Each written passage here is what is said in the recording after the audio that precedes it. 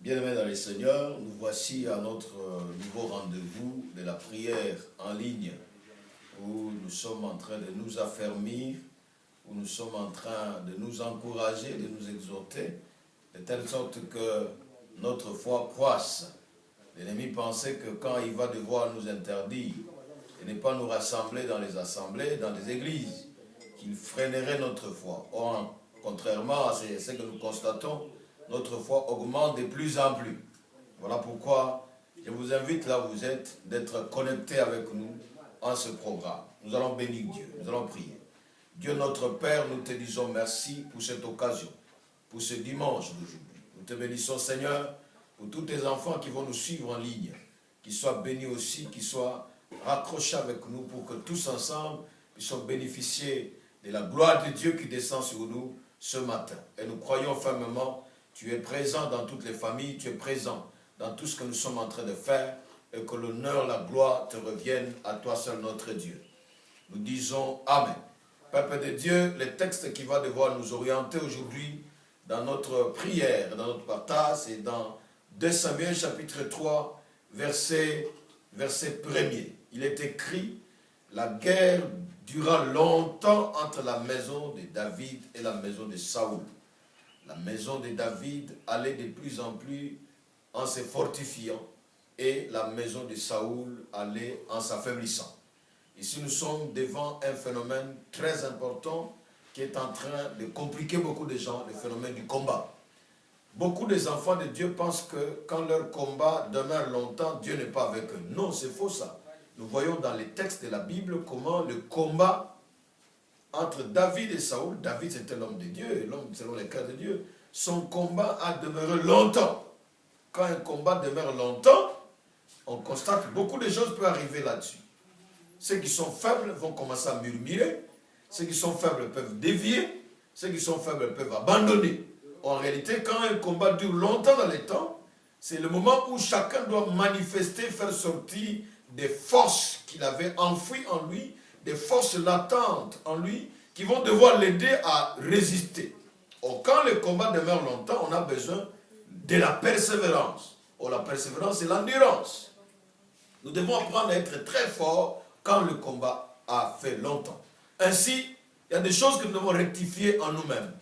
Beaucoup des enfants de Dieu pensent que quand ils sont en situation, ne trouvent pas solution, que Dieu n'est pas avec lui. Non, ces versets montrent qu'un combat peut rester longtemps. Allez-y comprendre combien de temps ça a pris pendant que David a été roi dans la maison de son frère, dans la maison de son père, devant ses frères, et jusqu'au moment où il était devenu le roi de tout Israël. C'est-à-dire, allez-y comprendre qu'un combat peut faire longtemps. Et deuxièmement, quand votre combat est longtemps, il y a des attitudes qu'il faut prendre, des décisions qu'il faut prendre. Il faut que votre cœur réjouisse le Seigneur. Il faut que votre cœur soit du côté de Dieu, que votre cœur ne soit pas du côté de l'ennemi. Pourquoi la maison de Saül s'affaiblissait et pourquoi la maison de David devenait de plus en plus forte? Qui dit maison, on voit dynastie. Qui voit dynastie, voit pouvoir de succession, de pouvoir d'héritage, de succession. C'est-à-dire, ce combat n'était pas seulement pour les pères, c'était aussi pour leurs enfants. C'était un combat de famille. Tout le monde pouvait entrer dans ce combat. Ce n'était pas un combat facile. Mais ce qui faisait la force de David, et ce qui faisait la faiblesse de David, de Saül, c'était deux réalités qui sont résumées dans deux images importantes. Nous voyons Saül, c'est un roi que le peuple a demandé en concurrence ou en égalité de roi du monde. Ils voulaient que Dieu leur donne un roi qui ne venait pas de Dieu, mais qui devait leur ressembler au roi du monde. C'est-à-dire, quand Dieu vous donne une réponse Saül, ça signifie qu'à un moment vous allez vous réjouir, mais un autre moment ça va commencer à vous faire souffrir. Parce que Saül a commencé bien, à un moment il a chaviré.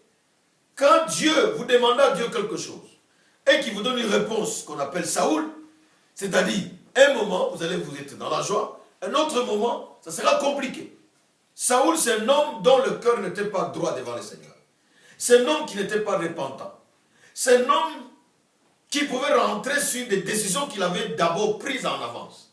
Quand il régnait, il avait ordonné aux devins, il avait chassé les devins, il avait chassé toutes les mauvaises choses, les sorciers, il les avait chassés.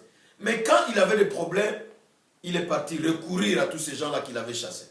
En disant, invoque-moi un peu, fais-moi monter Samuel pour qu'il me dise qu'est-ce que je dois faire. Pour qu'il me dise qu'est-ce que je dois faire. Saoul, c'est la personne qui n'est pas prête à attendre quand on lui donne la promesse. Or, on lui a dit par Samuel, attends, pendant 7 jours, je reviendrai et je vais offrir l'holocauste. Mais lui, quand il a vu les ennemis venir nombreux, et que le peuple commençait à l'abandonner, il a brûlé l'holocauste qui n'était pas à son onction. Voilà pourquoi les périples a commencé dans la vie de Saoul. Parce qu'il n'était pas un homme d'obéissance. Il ne pouvait pas attendre. Il ne pouvait pas attendre. C'est ça les grands problèmes, il ne pouvait pas attendre. En réalité, Dieu a dit à Habakkuk, si prophétie a, il faut faire quoi? Il faut l'attendre. Saoul n'était pas un type d'homme qu'il faut refléter, qu'il faut aimer. Non, non. C'est un type d'homme qui était capable d'abandonner ou de mettre à genoux son propre royaume. Nous allons comprendre que Saoul avait un cœur de rancune. Un cœur de rancune. Ce n'était pas un homme pardonnant. Il ne pouvait pas pardonner David. Il cherchait à tout prix à tuer David. Mais en réalité, David de son côté ne pouvait pas tuer Saoul. Parce qu'il avait le cœur selon Dieu. Le cœur de Dieu. Il avait le cœur de Dieu. L'homme qui, dans son cœur, donnait gloire au Seigneur. Bien aimé dans le Seigneur, avoir l'image, être de l'école de Saoul ou être de la famille de Saoul, c'est être dans une famille qui est prête à se décimer. Voilà pourquoi après lui, toute sa famille est partie. Toute sa famille est partie et le reste de sa famille n'a vécu que par miséricorde de David. Parce que David s'est souvenu de Jonathan, avec qui ils avaient traité de bonnes relations. Mais maintenant, dans le cœur de David, qu'est-ce qu'il y avait? L'homme David, l'image de David. David, c'est l'homme selon le cœur de Dieu. Non pas parce qu'il était parfait, mais parce que son cœur plaisait au Seigneur.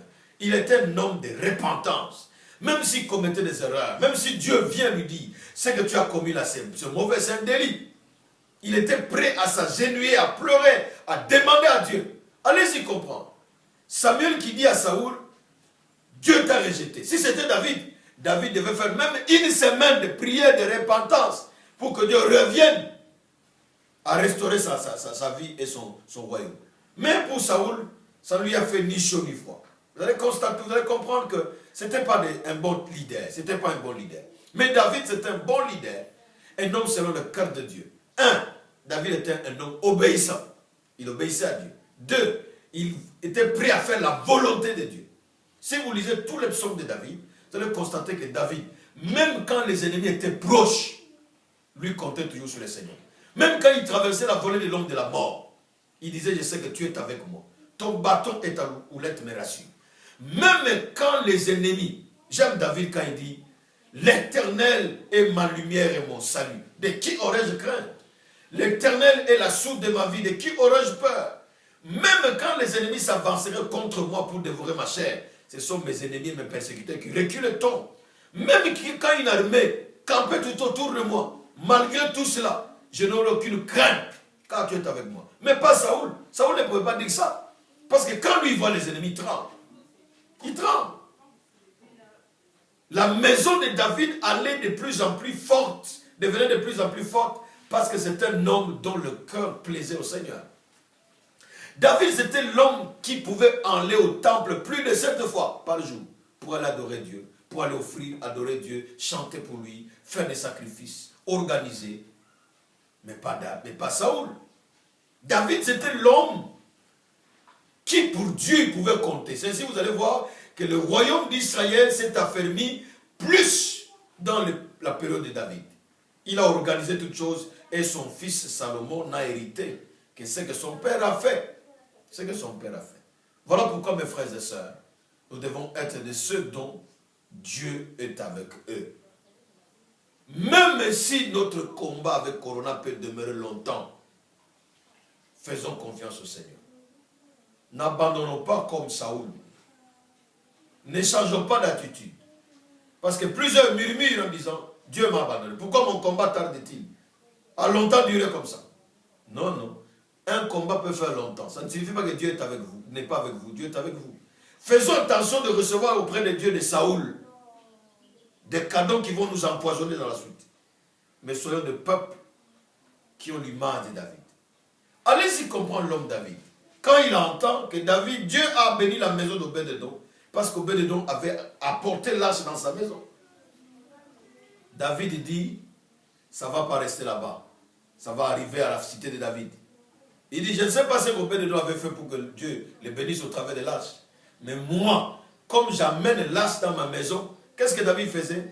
Il comptait 6 pas. Les sacrificateurs comptaient 6 pas. Quand ils comptent 6 pas, au 6e pas, ils offrent les holocaustes. Jusque chez la maison de David.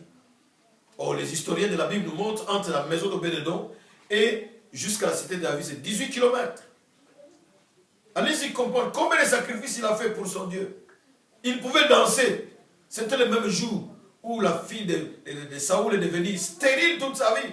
Parce que David donnait toute la gloire au Seigneur. Il dansait. Il dansait toute la gloire au Seigneur. Mais sa femme là lui dit, Milka dit, quel est ce roi ici, malheureux, ce roi ici? C'est un roi malheureux qui est en train de danser devant le peuple. S'il savait qui, devant qui, son mari, c'est lui qui était le roi, dansait, elle ne devait pas dire ça. Voilà pourquoi toute sa vie, elle n'a pas pris d'enfant. Pourquoi faisons attention quand nous faisons face aux choses de Dieu. Qui vous soyez, politicien, homme de Dieu, homme d'affaires, que votre argent ne vous pousse pas à parler mal contre Dieu. Dieu est capable de vous rendre stérile. Dieu est capable de rendre votre pouvoir stérile. Si vous commencez à jouer avec Dieu, on ne joue pas avec Dieu. Il y a des rois qui ont servi Dieu, David. Voilà pourquoi Dieu est capable, si vous jouez avec lui, de rendre votre maison faible. Quand vous êtes devenu faible, les ennemis vont monter sur vous et vont matraquer votre vie. Allez-y comprendre que la maison de Saoul est exterminée. À un seul moment. Il est resté une personne chétive. Méphibosheth, la descendance de Saoul. Seulement lui qui a vécu par miséricorde. Par pitié de David. Mes frères et sœurs, que ce mois de mai nous apporte beaucoup de bonheur et que mon Dieu vous bénisse, vous qui nous suivez et vous qui allez nous suivre après. Fortifiez-vous. Même si votre combat a fait longtemps, il en a dit à Habakkuk, attends. Même si la prophétie tarde, attends-la. Nous devons avoir un cœur qui attend. Ainsi nous serons de plus qu'un vainqueur, les bénis de l'Éternel. Je vais faire une prière pour que Dieu affaiblisse vos ennemis et qu'il vous rende fort, fort et forte, au nom de Jésus. Prions le Seigneur. Dieu mon Père, je prie pour tous les enfants qui nous suivent, tes enfants, tes serviteurs, là où ils sont, qui nous suivent en ce moment. Nous demandons que ta grâce se manifeste dans leur vie et que tu les bénisses abondamment. Permets que leur maison devienne de plus en plus forte, que leur pouvoir s'affermisse parce qu'ils ont décidé de donner leur cœur à toi et de faire ta volonté. Et ceux dont leur cœur est contre toi, Seigneur, affaiblis leur pouvoir, affaiblis leur cœur. Au nom de Jésus. Ceux qui sont attrapés par le corona, guéris-les, Seigneur. Qui sont en Europe, sur les lits d'hôpitaux, dans les soins intensifs, là où ils sont en train de nous suivre, accepte que tu les guérisses dans le nom de Jésus. Et nous demandons que tu interviennes efficacement dans leur vie et que tu affermisses leur pouvoir, leur règne et leur santé. Nous prions que ta grâce se manifeste efficacement dans la vie de tous tes enfants, dans le nom de Jésus. Que l'honneur et la gloire te reviennent, toi seul Dieu, toi qui écoutes notre prière. Nous prions pour notre pays. Tu nous as donné un si bon pays, que ce pays soit béni, que ce pays soit béni. Nous prions pour les dirigeants de ce pays. Donne-leur de l'intelligence, que leur cœur s'attache à toi, Dieu. Ils ne puissent pas servir le monde, qu'ils ne tombent pas dans les erreurs de Saoul, dans les erreurs de ceux qui ont été là, qui n'ont pas voulu faire quelque chose. Mais nous prions que celui qui est là, Père de gloire, puisse travailler pour le bien-être de la population, le bien-être de la société, pour que son pouvoir s'affermisse. Nous demandons que tu étendes ta main puissante sur sa maison, sur tous les dirigeants. Ceux qui ne sont pas de toi, Seigneur, tu es capable de les écarter. Mais nous voulons dans ce pays des dirigeants qui aiment le peuple, qui aiment la nation, qui veulent travailler pour le bien-être de la famille, de la communauté. Au nom de Jésus. Bénissons tous les membres de l'Église, toutes les églises. Nous prions que la grâce de Dieu soit avec nous et que Corona puisse terminer ce phénomène satanique afin que nous puissions recommencer nos vies de la communauté, de la communion. Au nom de Jésus, prions ainsi. Amen.